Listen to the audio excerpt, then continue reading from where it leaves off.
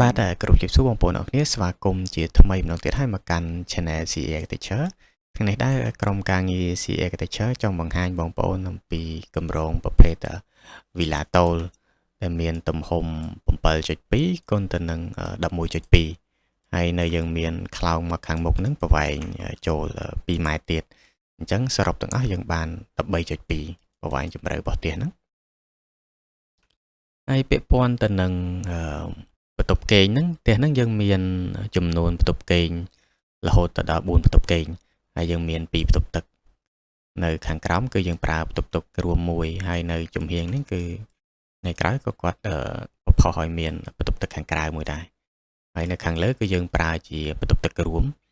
ហើយសម្រាប់ទីតាំងគម្រោងហ្នឹងដែរគឺនៅខាងពោធិ៍សាត់សម្រាប់ពាក់ព័ន្ធនឹង concept design ហ្នឹងគឺយើងផ្ដោតទៅលើការរចនាបែប neo classic ដែលយើងមានការរចនាប្រភេទទំនើបហើយនឹងលាយបុរាណចូលគ្នាដើម្បីរំលេចនៅរូបភាពដ៏ស្រស់ស្អាតហ្នឹងហើយប្រកបដោយផាសុកភាពអញ្ចឹងជាដំបូងគឺខ្ញុំចង់បង្ហាញទៅលើប្រភេទ mode ខាងមុខហ្នឹងគឺយើង design ឲ្យមានកញ្ចក់បើកទលាយដើម្បីឲ្យមានពលឺគ្រប់គ្រាន់ក្នុងការប្រើប្រាស់ប្រចាំថ្ងៃហ្នឹងដោយសារ space កន្លែងហ្នឹងគឺជា space កន្លែងទទួលភ្ញៀវអញ្ចឹងយើងត្រូវការពលឺគ្រប់គ្រាន់ដើម្បីចូលក្នុងទេហើយយើងមានកន្លែងដែលស្លាស់ល្អណាហើយកន្លែងនេះគឺជាកន្លែង hall ពីក្រោមរហូតដល់លើតែម្ដងដោយសារកន្លែងនេះគឺជាឡាយទឿហើយចំណាយពាក់ព័ន្ធនឹងខ្លោងទ្វារចូលហ្នឹងគឺយើងមានការរចនាដ៏ស្អាតមែនទែនទៅលើការ design ដែលមានក្បូរក្បាច់រចនានៅក្នុង 3D render បានយើងឃើញរូបភាពហ្នឹងគឺវាមានក្បូរក្បាច់ដែលផុសស្អាតហើយពាក់ព័ន្ធនឹងនេះក៏យើងមានបើកកញ្ចក់ដល់លើដែរដើម្បីយកពន្លឺគ្រប់គ្រាន់ដើម្បីចូលផ្ទះនោះហើយយើងមានរចនានៅកន្លែងពូលគ្រីស្តាល់មួយដើម្បីបញ្ចេញសម្រស់នៅពេលល្ងាចហ្នឹងទៅពេលងាកឡើងគឺយើងបើកគឺយើងមានពូលគ្រីស្តាល់នឹងចេញមកដើម្បីយកពន្លឺនៅពេលល្ងាចគឺរំលេចនៅភាពស្រស់ស្អាតបន្ថែមទៀតហើយនៅខាងមុខនេះក៏យើងមានពូល2គ្រាប់នឹងដែរដើម្បីប្រចាំងមកខាងមុខផ្ទះអញ្ចឹងខ្ញុំសូមនាំបងប្អូនមកមើលនៅជុំវិញផ្ទះតែម្ដងដែលយើងមានក្បូរក្បាច់រចនាយ៉ាងស្អាតពាក់ព័ន្ធនឹងជ្រីតូទឹកជ្រីក្បាលទៅសជើងទៅសយជ្រីក្បាត់ជុំវិញផ្ទះហ្នឹងគឺយើង design ធ្វើម៉េចឲ្យវាមានអារម្មណ៍ថាវាស៊ីគ្នាទាំងអស់តែម្ដងទាំងទំហំទាំងຂະຫນາດប្អួយទ្វារពីគម្លាតពីមួយទៅមួយគឺយើងមានការគិតគូរទាំងអស់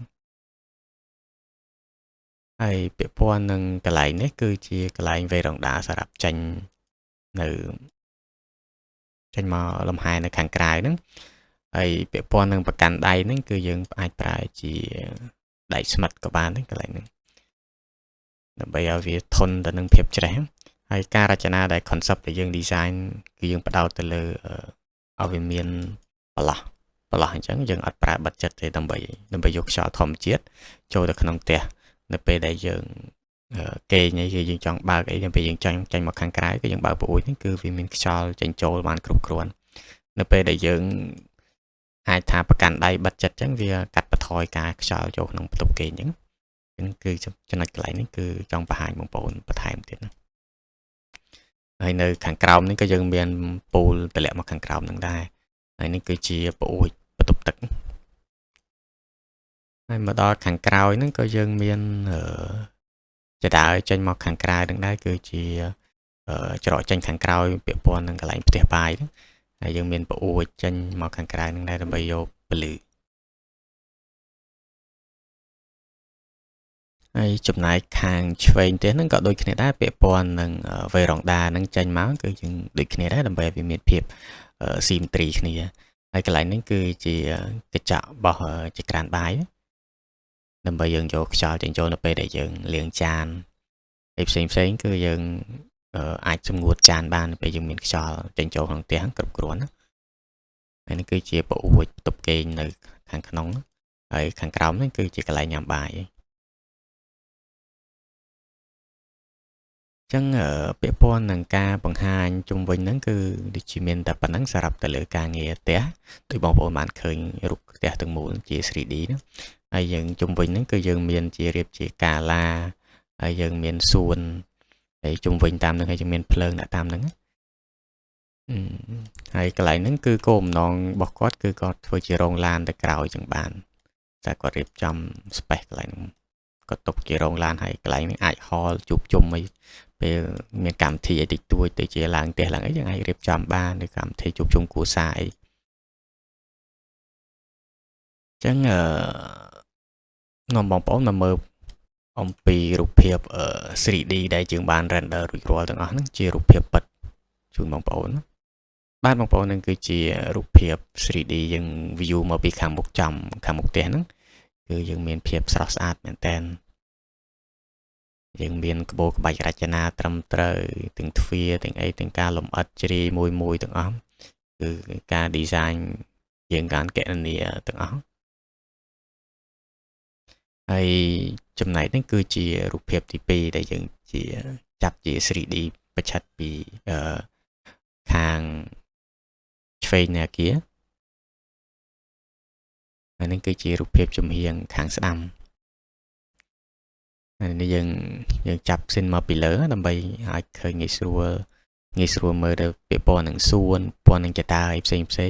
គឺការ design គឺយើងមានភាព link គ្នាទាំងអស់បើក្នុងការ design យើងត្រូវផ្ដោតទៅលើភាពដែលផ្សារភ្ជាប់គ្នាទាំងអស់កាលណាដែលយើង design យកឲ្យបានគិតតែមួយច្រកក៏វាមើលទៅក៏វាមានចំណុចមើលទៅលំអៀងចឹងនេះគឺជារូបភាពពីខាងឆ្វេងនៃអគារជារូបភាព 3D render នឹងខាងស្ដាំនៃអគារហើយនេះគឺខាងក្រោយត្រឡប់មកវិញបើសិនជាបងប្អូនមានចំណាប់អារម្មណ៍ទៅលើការចង់រចនាប្រភេទជាម៉ូទ័មិនថាប្រភេទជាវីឡាឬក៏ប្រភេទហាង condo ផ្សេងបងប្អូនអាចតាក់ទងមកខាងក្រុមការងារ CA Architecture បានខាងយើងខ្ញុំមាន design ទាំងប្លង់ស្ថាបត្យកម្មគ្រឿងបង្គុំប្លង់ decor ខាងក្នុងហើយប្រព័ន្ធទឹកភ្លើងអញ្ចឹងខាងយើងខ្ញុំមានតែប៉ុណ្្នឹងហ្នឹងអរគុណច្រើនបងប្អូនដែលបានតាមដានទស្សនាពីដើមរហូតដល់ចប់អញ្ចឹងកុំភ្លេចជួយ like share subscribe ដើម្បីទទួលបាននៅវីដេអូថ្មីបន្ថែមទៀតអរគុណ